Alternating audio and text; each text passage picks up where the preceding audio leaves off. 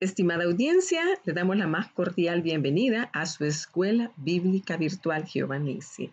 En esta hora queremos invitarle a que nos acompañe a continuar el estudio que estamos llevando a cabo en el libro de Evangelio de Mateo.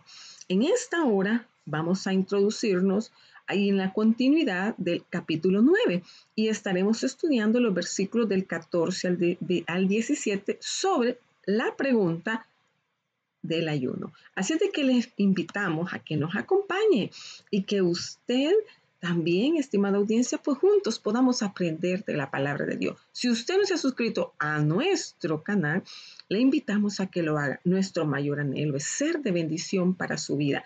Recuerde que mi pueblo fue destruido porque le faltó conocimiento. ¿A qué? A la palabra de Dios. Y Dios está interesado en que usted y yo aprendamos de la palabra. Hoy en Mateo 9, 14 al 17 estaremos, estimada audiencia, aprendiendo un poco más sobre la respuesta del ayuno. Así de que vamos a iniciar y dice la palabra de Dios, ¿verdad? Entonces vinieron a él los discípulos de Juan diciendo, ¿por qué nosotros y los fariseos ayunamos muchas veces y tus discípulos no ayunan? Jesús les dijo, ¿acaso pueden los que están de bodas tener luto entre tanto que el esposo está con ellos? Pero vendrán días cuando el esposo les será quitado y entonces ayunarán. Nadie, oiga bien lo que dice, nadie pone remiendo de paño nuevo en vestido viejo, porque tal remiendo tira del vestido y se hace peor la rotura. Ni echan vino nuevo en odres viejos. De otra manera, los odres se rompen y el vino se derrama y los odres se pierden, pero echan el vino nuevo en odres nuevos y lo uno y lo otro se conservan juntamente. Así es de que en esta hora vamos a dar inicio. Y esta palabra preciosa, vamos, que Mateo nos está hablando, hoy nos habla de lo nuevo y de lo viejo. Y a propósito de las prácticas del ayuno, estimada audiencia, se habla de los discípulos de Juan Bautista y de los fariseos, que practicaban ayunos por propia iniciativa para apresurar con su piedad la venida del reino.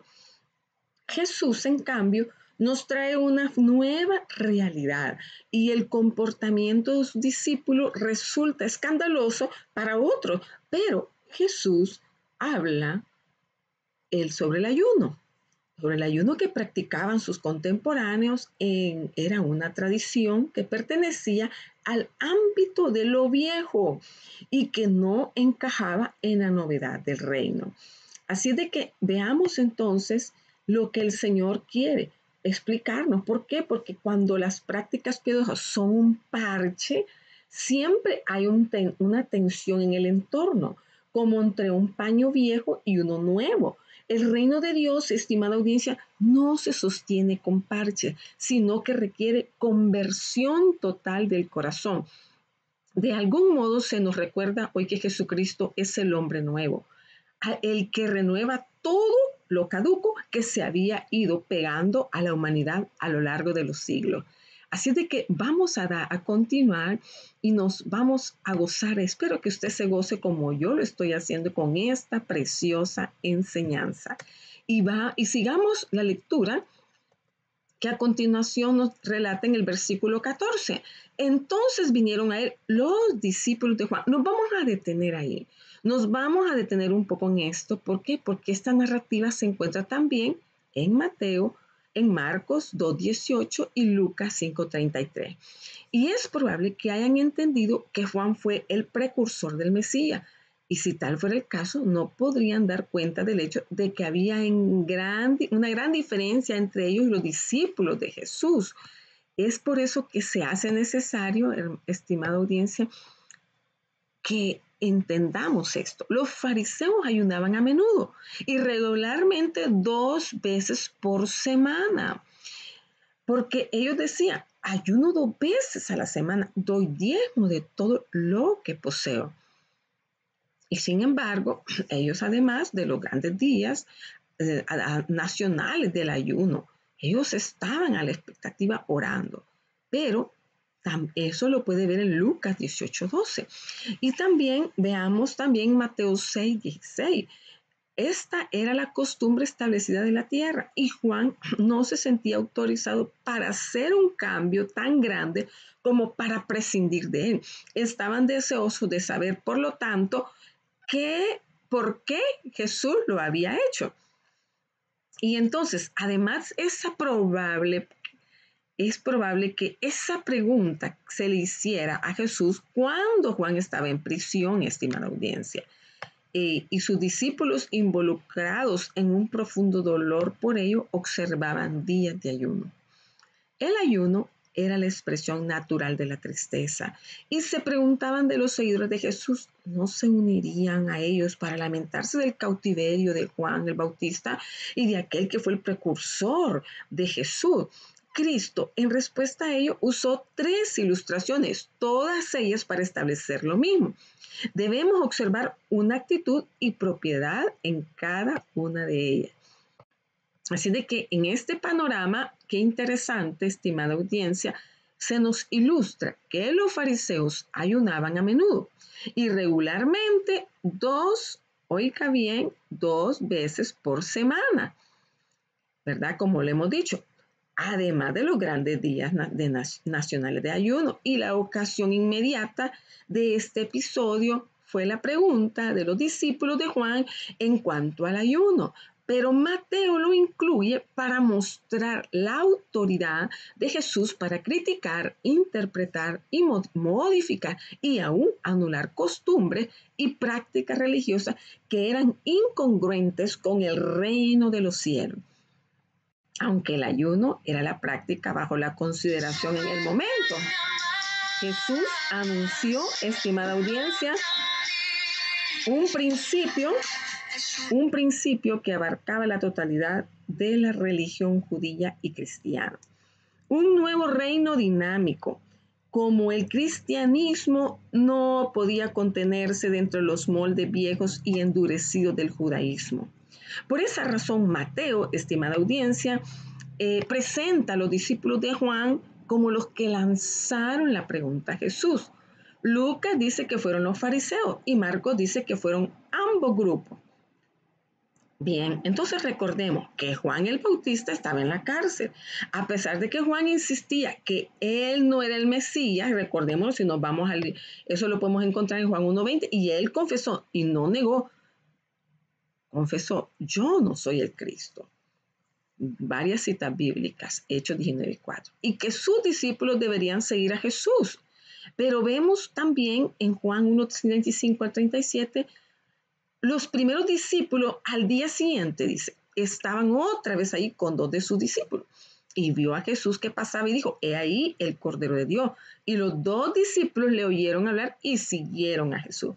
Estimada audiencia, algunos de sus discípulos manifestaron celos por la popularidad de Jesús. Pero parece que algunos de los seguidores de Juan formaron una secta que se mantuvo separada de los seguidores de Jesús. Y eso lo podemos encontrar en Hechos 19:1-7. Había un grupo de herejes en el segundo siglo que consideraba que Juan el Bautista fue el Mesías. Este episodio parece indicar que algunos de los discípulos de Juan se habían unido con los fariseos para criticar a Jesús y a sus discípulos por no haberse conformado a la costumbre del ayuno. Recordemos, estimada audiencia, que Juan había denunciado la hipocresía de los fariseos. Recordemos también que Moisés mandó el ayuno solamente para el día de la expiación. Si nos vamos a Levítico 16:29, y esto será un estatuto perpetuo en el mes séptimo. A los 10 días del mes humillaréis vuestras almas y no haréis obra alguna, ni el nativo ni el forastero que reside entre vosotros. Y también encontramos otra cita en el libro de Job 35. Ciertamente el clamor vano no escuchará a Dios. El Todopoderoso no lo tomará en cuenta. ¿Qué pasa entonces aquí? Los fariseos, sin embargo, comenzaron a practicar el ayuno hasta 2 veces a la semana como prueba de gran piedad. Yo ayuno 2 veces por semana, decían ellos, doy el diezmo de todo lo que gano. Lucas 18:12. El término frecuente que especifica aquí en el versículo 14, aunque representa la realidad, no puede haber estado en el estado original de Mateo. Jesús contesta la pregunta en cuanto al ayuno con 3 ilustraciones o parábolas, que son las que vamos a ver en la continuación.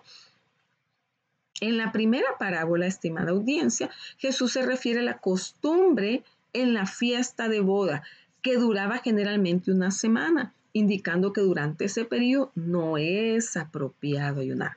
Si vemos entonces lo que nos dice la siguiente lámina en el capítulo 9, versículo 15, Jesús le dijo, ¿acaso pueden los que están de bodas tener luto? Mire qué interesante. El Señor les hace esta pregunta. Se hace en tal forma que expresa en el texto griego como para anticipar una respuesta negativa, una contestación negativa. Traducido en tal forma, oiga bien, con este énfasis sería, no pueden tener luto, ¿verdad? Jesús relaciona el ayuno con el luto. Según esta referencia, el ayuno debe practicarse no en forma mecánica, con días y horas prefijados, sino en momentos especiales de tristeza, profunda preocupación o dolor. Veamos entonces que el Señor Jesús está dándonos la correcta interpretación de cómo y por qué debe hacerse el ayuno. Por lo tanto, es importante, pero vendrán días, les contestó, cuando el esposo les será quitado y entonces ayunarán. Mire qué interesante lo que el Señor Jesús nos está enseñando en esta hora. Esta es la primera vez registrada por Mateo cuando Jesús se refiere a su muerte en la cruz. Vendrán días cuando el novio les será quitado. Vendrán días, señala un tiempo no definido en el futuro. Durante el espacio de 3 días, por lo menos tendrían razón para estar de luto y ayunar. Sin embargo, después de la resurrección y especialmente después de la ascensión y la venida del Espíritu Santo, los seguidores de Cristo tendrían abundante motivo para festejar y celebrar. Mire qué interesante, su angustia se convertiría en gozo. El Señor, por eso en Juan, y dice, sin embargo, habrá momentos en la actualidad cuando individuos o grupos tendrán tanta tristeza, dolor, como para practicar el ayuno con provecho, conforme a las enseñanzas de nuestro Señor Jesucristo. Así es de que vemos cómo el Señor Jesús nos va dilucidando la pregunta que el grupo, ya sea de Juan y el fariseo o conjuntamente, le estaban haciendo. Nadie pone remiendo de paño nuevo en vestido viejo.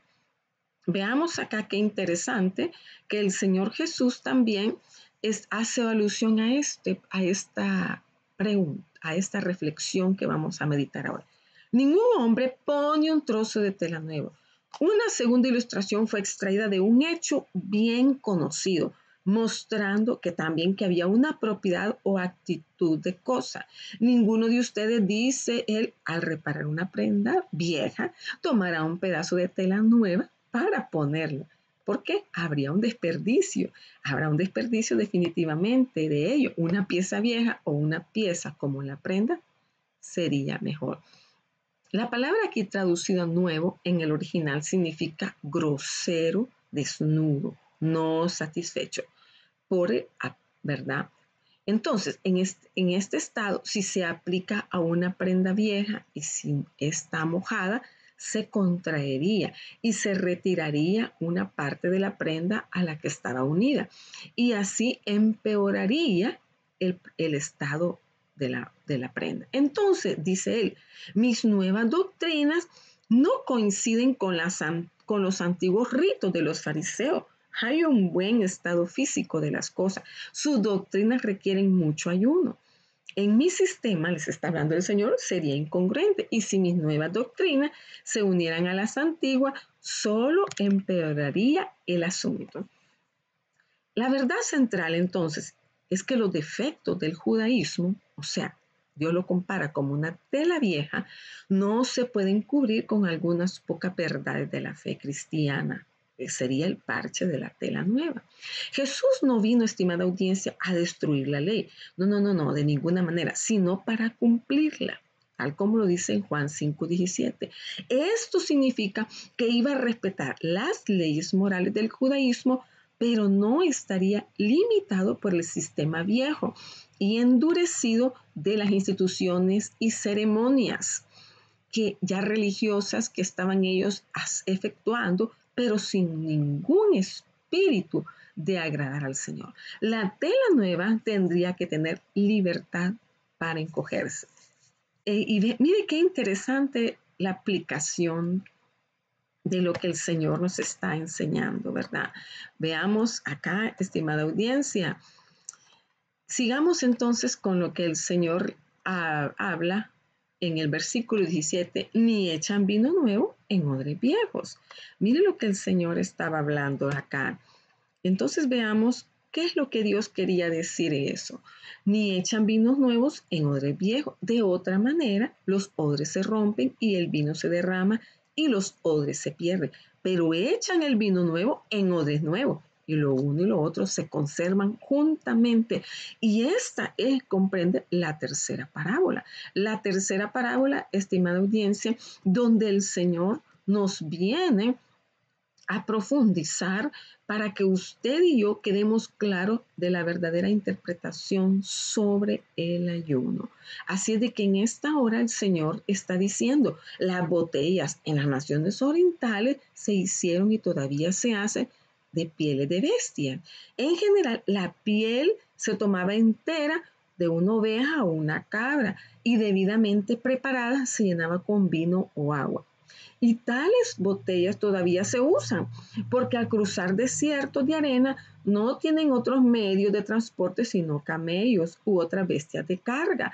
Y eso, estimado audiencia, imagínense, sería difícil para ellos llevar botellas de vidrio o barriles sobre ellos.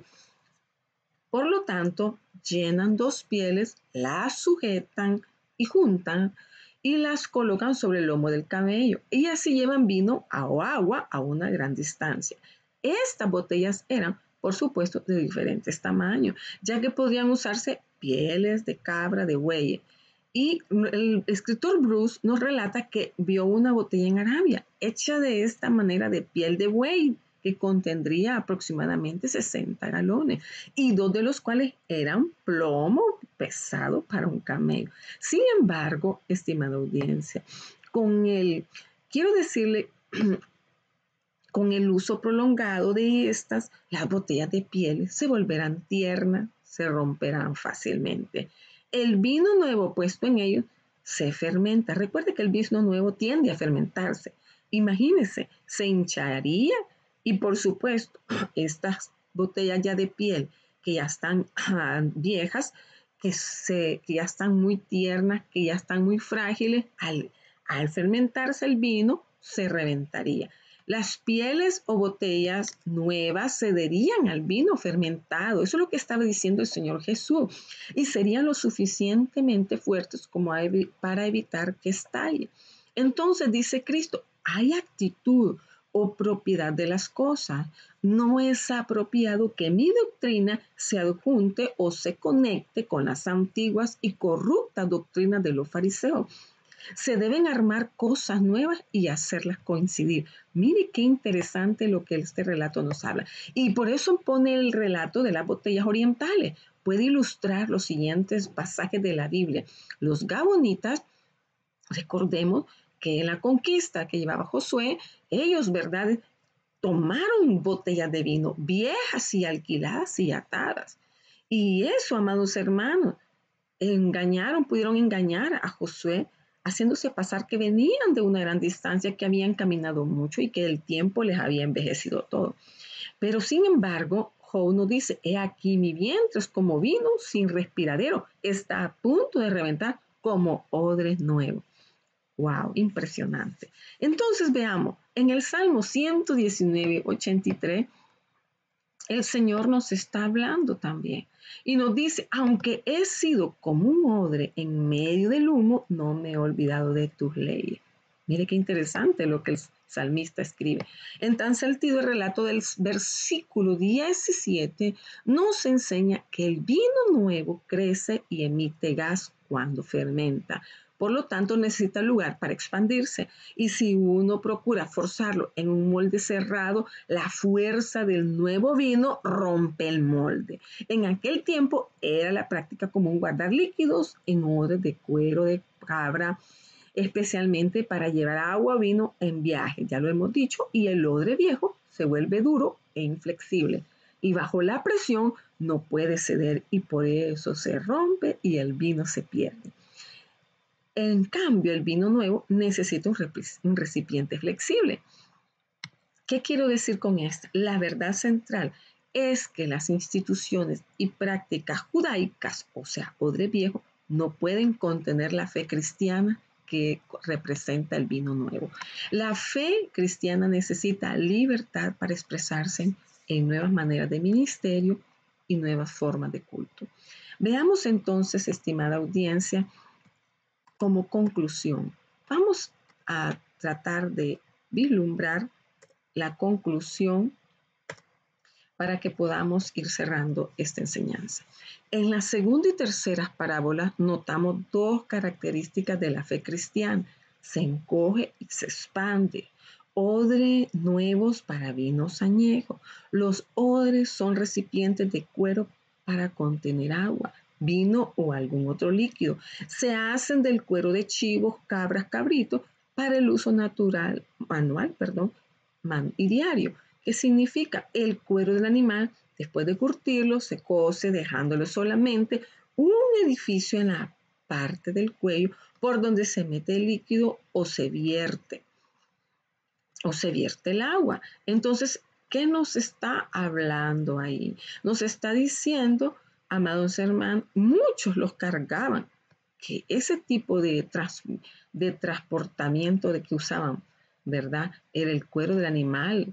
Después de curtirlo, se le cose dejándole solamente un orificio en la parte del cuello y allí ellos podían llevar líquidos, agua para su lugar donde vivían.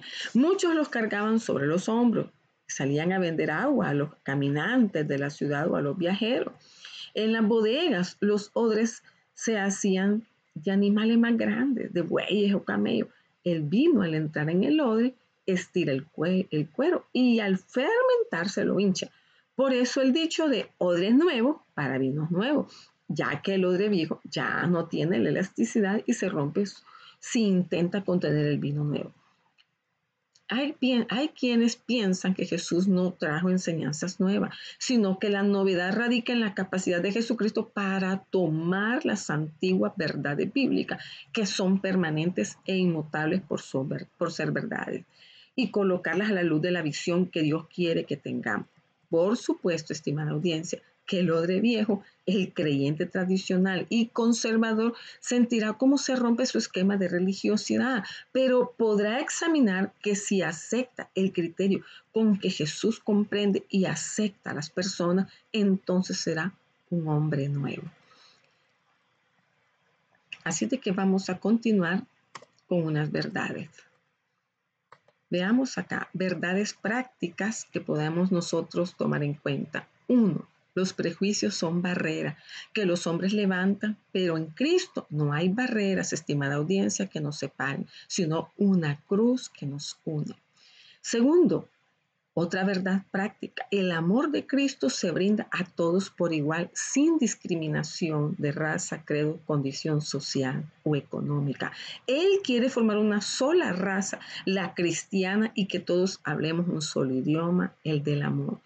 Así de que, estimada audiencia, agradecemos su apoyo y participación en esta clase. Le invitamos a orar para que sea Dios quitando de nuestra vida todo prejuicio que el enemigo de nuestras almas desea poner en los individuos y que sea Dios abriéndonos los ojos espirituales para que podamos ver y abrazar su amor representado en la muerte de cruz para poder romper todo yugo de pecado, todo espíritu de religiosidad, de idolatría y darnos salvación y vida eterna.